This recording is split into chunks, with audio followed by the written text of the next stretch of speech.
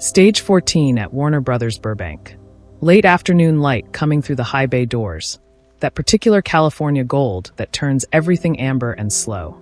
The air smells of sawdust and gunpowder residue, and the faint petroleum of arc lights held too long on painted canvas. 14 crew members are standing absolutely still. Not because they were told to, but because something has pulled the air out of the room. At the center of the stage, two men face each other across 8 feet of packed dirt flooring laid over concrete. One of them is Gary Cooper. 6 feet 2.5 inches of silver screen elegance, 32 films deep. A man who had stood toe-to-toe with Marlene Dietrich and Gary Grant and come out looking like the only grown-up in the room.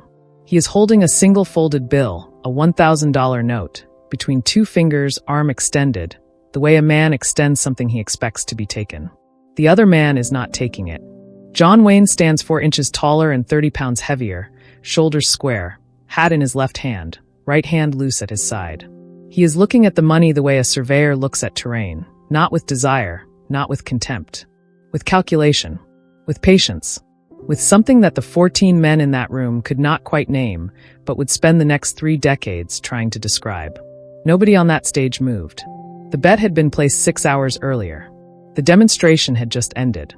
And the question hanging over Warner Brothers Stage 14 on that Tuesday afternoon in October of 1952, the question nobody had thought to ask out loud, was whether John Wayne was going to take the money, or whether he was going to do something that nobody in Hollywood had ever done before.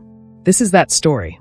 To understand what happened on Stage 14, you have to understand what Hollywood looked like in the fall of 1952. Not the Hollywood of premieres and gossip columns, but the working Hollywood, the one that smelled like turpentine and coffee and ambition gone slightly sour in the California heat.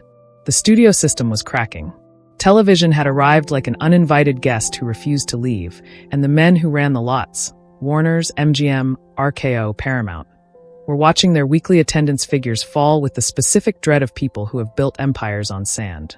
Between 1948 and 1952, weekly American cinema attendance dropped from 90 million to 51 million. That is not a dip. That is a collapse. Every decision made on every lot during those years carried the weight of institutional panic, dressed up as creative vision. Into that pressure cooker came the production of Trouble Along the Way, a moderately ambitious Warner Brothers picture directed by Michael Curtiz. The same Michael Curtiz who had directed Casablanca a decade earlier, and who now, at 66 years old, retained the volcanic energy and the volcanic temper that had made him either the finest or the most difficult director in Hollywood, depending entirely on which side of the camera you occupied. John Wayne had been cast in the lead. He was 45 years old that October, 23 years into a career that had included exactly 3 films most critics considered serious: Stagecoach, Red River, and The Quiet Man, which had finished shooting just months earlier. Republic Pictures, the studio that had owned most of his career, had released him from his contract the previous year. He was, in the peculiar mathematics of Hollywood, simultaneously one of the biggest stars in America and a man who had something to prove. Gary Cooper had nothing to prove. Cooper was 41 films in by October of 1952. He had won the Academy Award for Sergeant York in 1942. High Noon had released just 4 months earlier, in July of 1952, and the reviews had been the kind that changed careers permanently. Not just good, but consequential, the sort of notices that make critics reach for comparisons to things that happened decades earlier. Cooper was on the highest peak of his professional life, standing at a height that very few actors ever reached. And he knew it with the quiet certainty of a man who had climbed a long way and could see clearly in all directions. He arrived on Stage 14 that Tuesday morning at 7:45, 16 minutes before his call time. A Cooper habit, noted by crew members across 30 years of productions. He wore gray flannel trousers, a tan work shirt with the sleeves rolled to the elbow, and boots that had actual ranch mud on them from a weekend in the valley. His hair was silver at the temples, and his face had settled into the landscape of a man who had been outdoors for decades. He stood 6 feet 2.5 inches and weighed, by the studio's physical records for insurance purposes, 187 pounds. The gaffer, a man named Phil Dorsey who had been working Warner Brothers stages since 1938, would later describe the energy Cooper brought onto sets as professional weather. What Dorsey meant was that Cooper's reputation arrived before he did, changed the temperature of the room, and set conditions that everyone else had to work within. This was not arrogance. Cooper was legendarily courteous to crew, remembered names, shook hands, brought coffee. It was simply the atmospheric weight of a man who had been famous for long enough that fame had become structural, like bone. The bet had begun at 11 that morning, between camera setups. Two of the junior production assistants, boys in their mid-20s who had not yet learned which conversations to stay out of, had been discussing a wrangler's claim from the previous week. The wrangler, a man named Hank Castillo who managed the quarter horses contracted to the production, had asserted at lunch that a trained horse could be stopped in under 4 strides from a full gallop using only leg pressure and no rein contact at all. No one on the crew had believed him, and the argument had the comfortable, low-stakes quality of a Friday afternoon disagreement. Cooper had overheard. He had a particular relationship with horses, precise, technical, rooted in years of actual ranching in Montana, and he stepped into the conversation with the authority of a man correcting a navigational error. Leg pressure alone, Cooper explained, would not stop a horse in 4 strides from a full canter unless the rider's weight shift was precisely coordinated.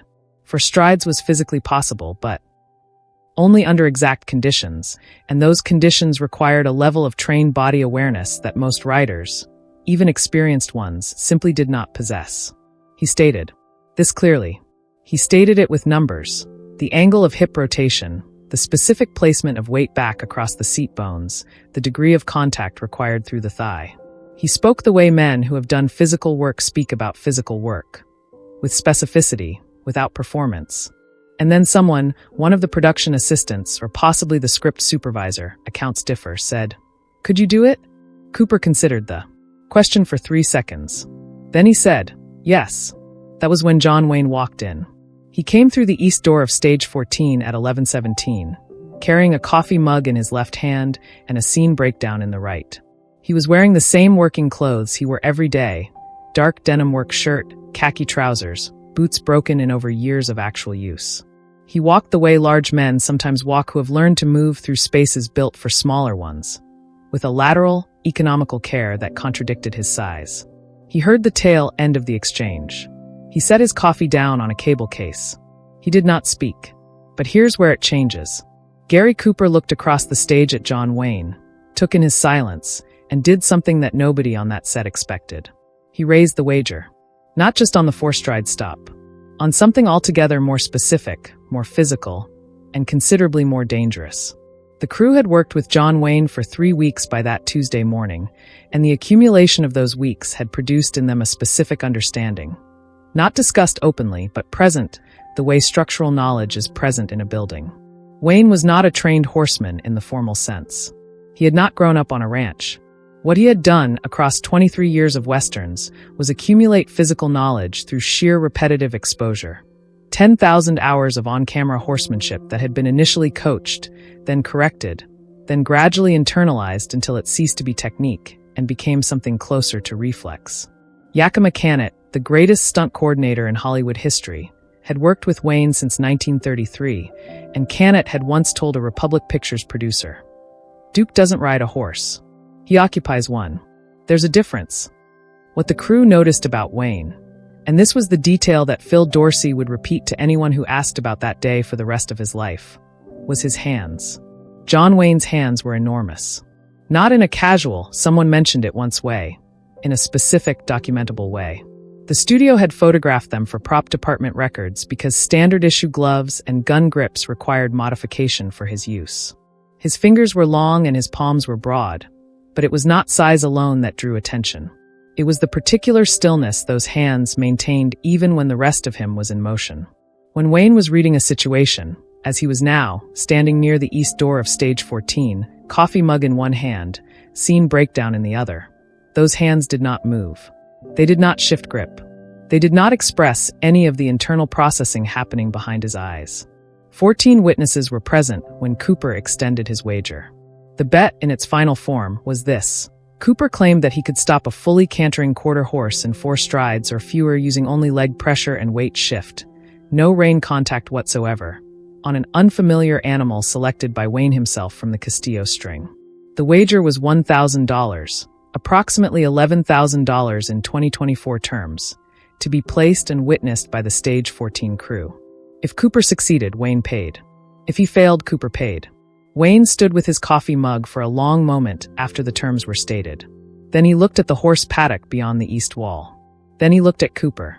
Then he looked at his own hands, the way a carpenter looks at a tool he knows intimately. He didn't nod. He didn't shake on it. He set the scene breakdown down on the cable case next to his coffee, and he walked toward the east door, and the crew understood, without a word spoken, without a gesture made, that the bet had been accepted. That is not the way other men moved. That economy, that refusal to perform consent, that 14 men recognized a decision had been made from the quality of a man's silence. That is not something you learn. That is something that accumulates in a person over decades of choosing action over announcement. One of the assistant directors, a young man named Gerald Keane on his second Warner Brothers picture, whispered to the script supervisor beside him. Does he know what he just agreed to? The script supervisor watched Wayne push through the east door without looking back. Yes, she said. That's the problem. The paddock behind stage 14 ran 40 feet east to west and 30 feet north to south, bordered by a 6-rail cedar fence that had been constructed for the production's exterior rehearsals. Castillo's string consisted of 11 horses, 9 quarter horses and 2 Appaloosas, held under Warner Brothers' contract for the duration of the shoot. They were working animals, not show horses. Trained to camera noise, accustomed to the irregular rhythms of production schedules, steady in ways that ranch horses rarely needed to be. At 11:34, the 14-stage 14 crew members had moved to the paddock fence. Word had traveled, by the mysterious crew communication that operates faster than any formal announcement system. And by 11:41 the number had grown to 31. Michael Curtiz was not among them. He was in a production meeting in the Warner's administration building, a fact that would later be described by those present as a mercy, because Curtiz's reaction to a $1,000 wager between his 2 lead actors on a production day would have been volcanic in the precise technical sense of the word. Cooper stood at the paddock gate, arms resting on the top rail, studying the horses with the systematic attention of a man doing an assessment. He had, by all accounts, extraordinary practical knowledge of horses. He had maintained a working ranch in Ventura County since 1947, and the animals in the paddock registered his presence without alarm, which was itself a form of information. They did not crowd toward him, but neither did they move away. That particular neutrality meant he was not a stranger to horses in general. He was a stranger to these horses specifically. Wayne walked the paddock fence slowly, one full circuit, hands in his pockets. He was not looking at the horses the way Cooper was. He was looking at the fence posts, the gate latch, the distribution of the animals within the space. Then he stopped at the northwest corner and pointed. The horse was a bay quarter horse, for years old, 14.5 hands. Castillo had brought him in from a Nevada operation 6 weeks earlier. His name on the contract paperwork was Redline, but the crew called him Lucky, which was ironic, because Lucky was the most reliably difficult animal in the string. Not dangerous, not unpredictable, but resistant in a specific way that experienced riders described as diplomatic opposition. He would accept a rider. He would accept direction. He would simply, consistently, find reasons why the direction needed slight modification. Wayne pointed at Lucky. Cooper looked at the horse for 4 seconds. Then he looked at Wayne. The bay, Wayne said. It was the first thing he had said in 45 minutes. A ripple moved through the assembled crew. One of the senior grips, a man named Tommy Herrera who had 20 years on Hollywood lots, leaned to the man beside him and said quietly, "He just picked the hardest horse in the string. Cooper knows horses. He knows exactly what that is." Cooper studied Lucky for another 2 seconds. Then, without any alteration in his expression, he said, "Saddle him." At this point, the first assistant director, not Gerald Keane, but the senior AD, a man named Warren Phillips who had been on Warner Brothers lots since 1944, stepped forward. Phillips was the person whose job it was to keep production moving, which meant it was his job to end things like this before they became things like this. He stepped between the two men and spoke in the precise, quiet voice of a man who has managed volatile situations in confined spaces for a living. "Gentlemen," he said, "we have a 1:30 call." Neither man looked at him. Wayne was still looking at the bay horse. Cooper was still looking at Wayne. The quality of attention between them had changed, subtly but perceptibly. The professional courtesy of the morning had been set aside, replaced by something older and more elemental. Two men who were each, in different ways, genuinely good at something, about to find out what the other one actually knew. Phillips tried once more. The insurance implications alone. Warren, Cooper said, still looking at Wayne. Go get yourself some coffee. The crowd went silent. Phillips looked at both men for a beat. Then he stepped back. He did not get coffee.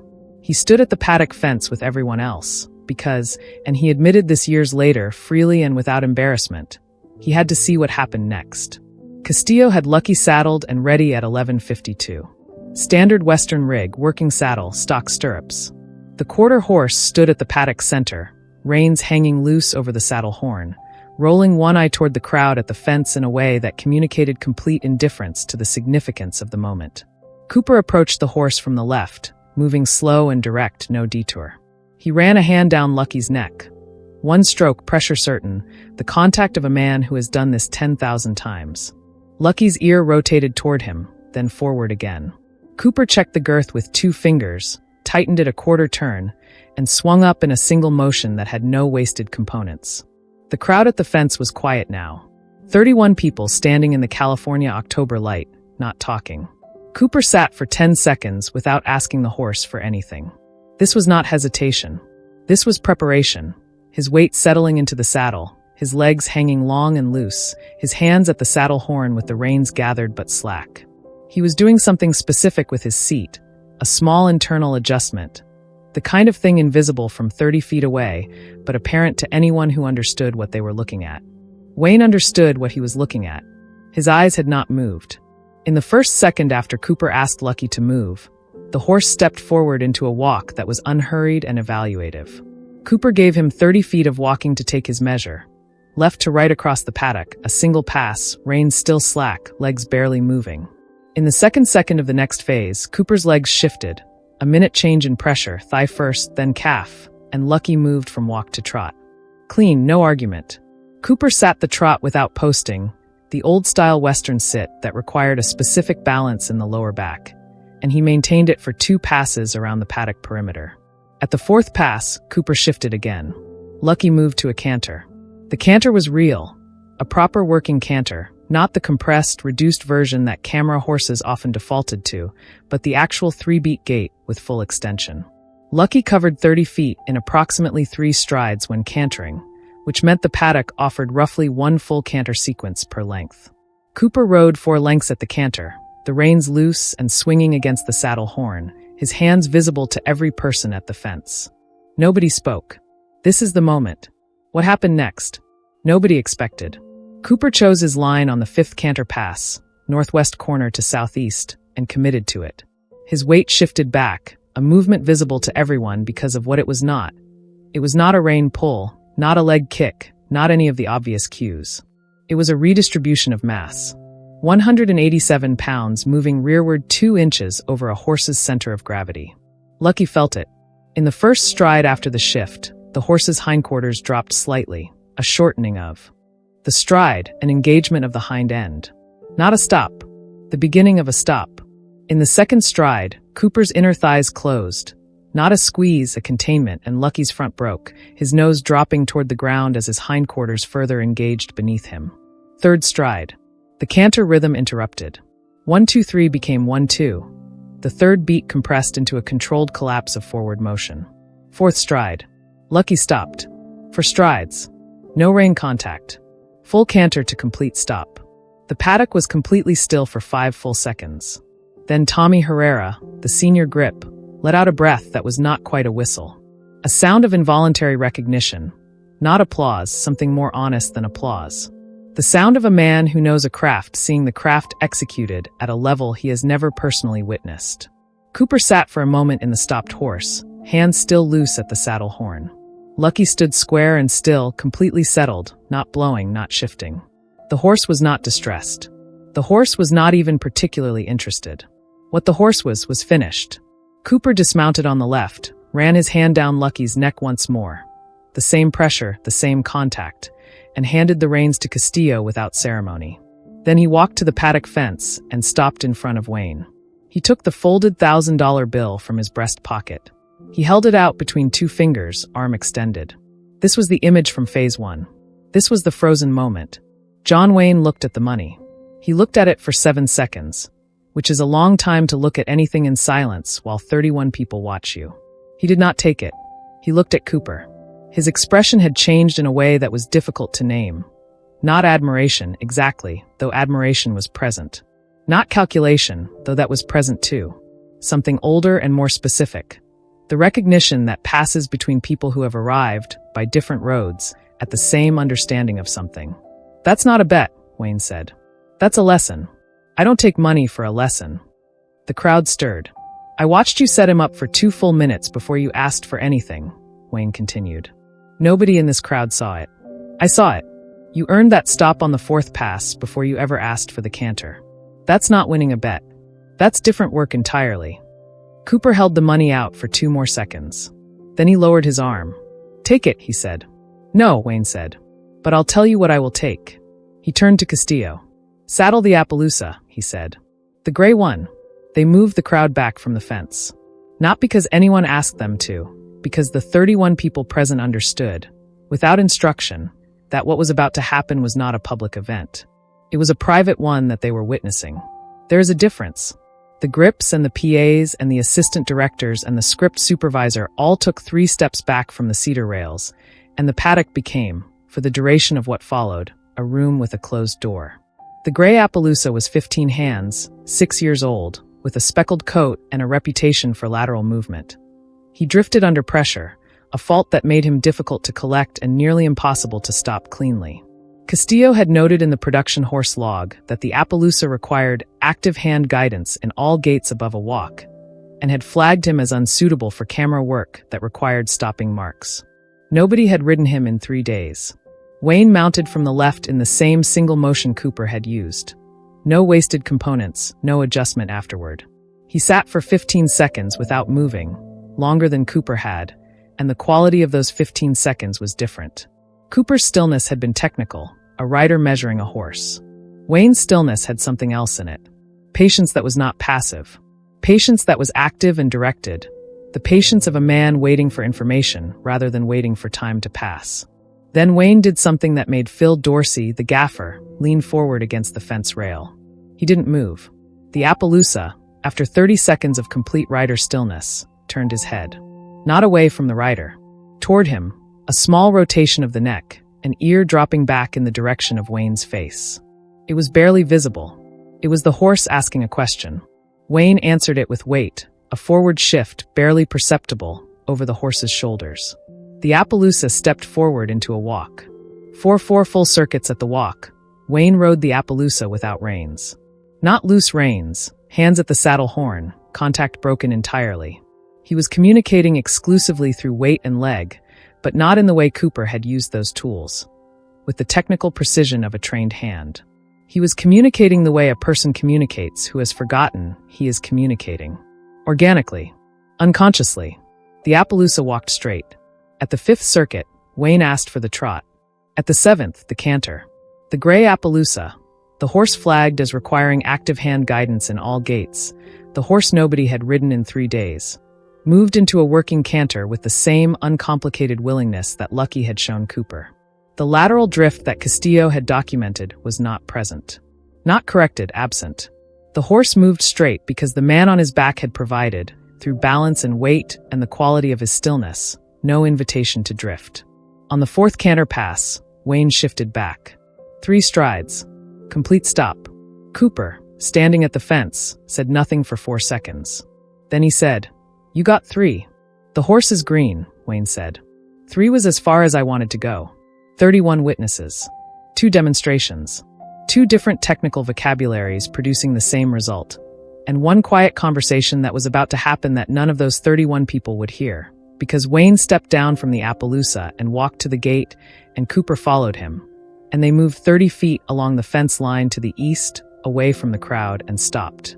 What was said between them in those 3 minutes was reconstructed later from Cooper's own account, shared privately to a small number of colleagues over the following years, and eventually relayed in a 1979 interview that Cooper's widow Patricia gave to American Cinematographer magazine.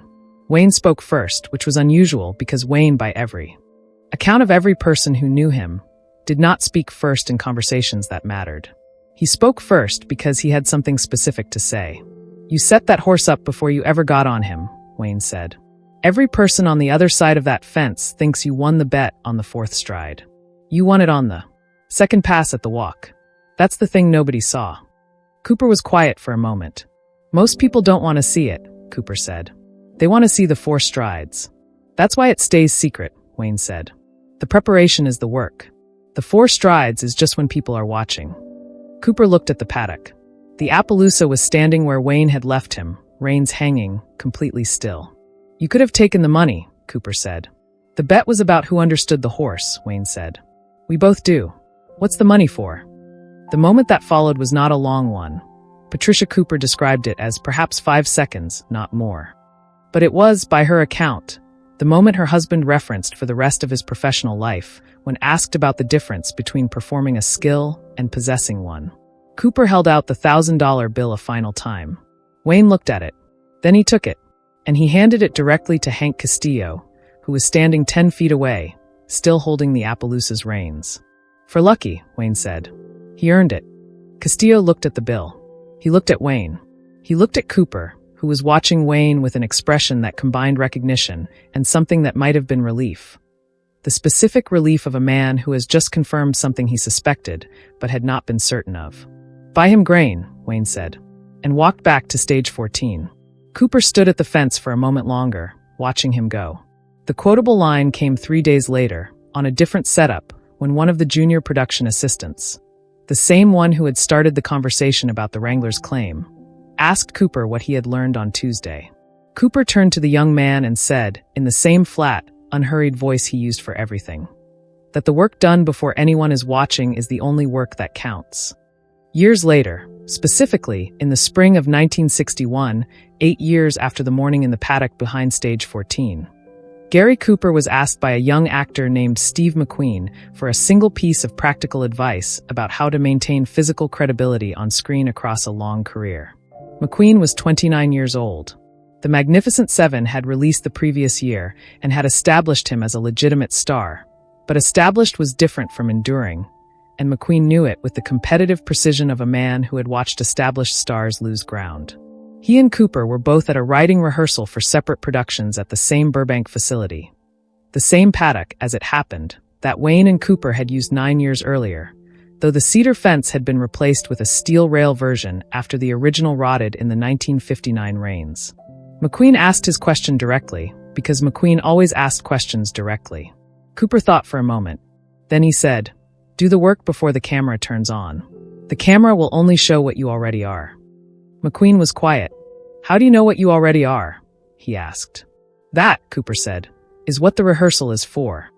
McQueen carried that answer for the rest of his career, and his colleagues noted, in interviews given after his death in 1980, that his preparation habits were unlike any other actor of his generation. He overprepared.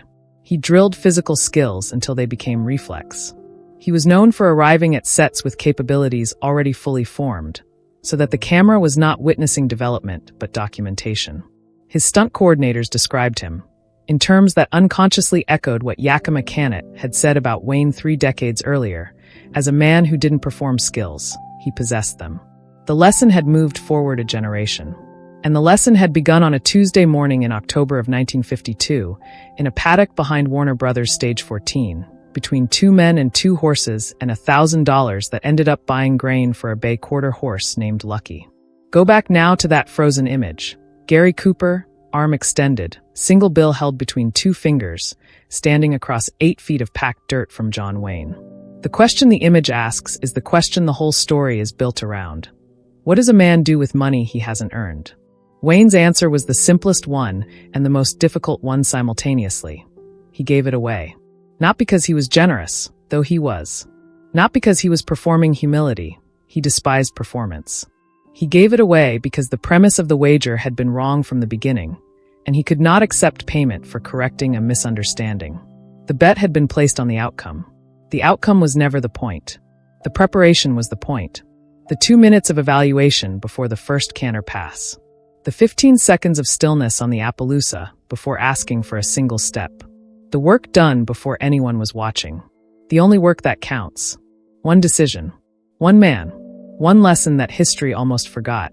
and the $10,000 Cooper had expected to win. That became the foundation for a revised Warner Brothers production policy, drafted in November of 1952, that prohibited wagering between contract players during production hours on studio property. The policy was called by the crew members who had been in that paddock the Lucky Rule. It remained on Warner Brothers policy books until 1971. But there was one confrontation John Wayne never spoke about publicly. Not in any interview, not in any memoir, not in any of the thousands of conversations documented by his biographers.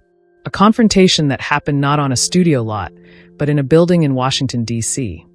In the winter of 1958, with a man who had exactly the wrong idea about what loyalty meant and exactly the right amount of power to act on it. And the reason Wayne never discussed it, the reason 3 people who were present took it to their graves, that's a story for another time.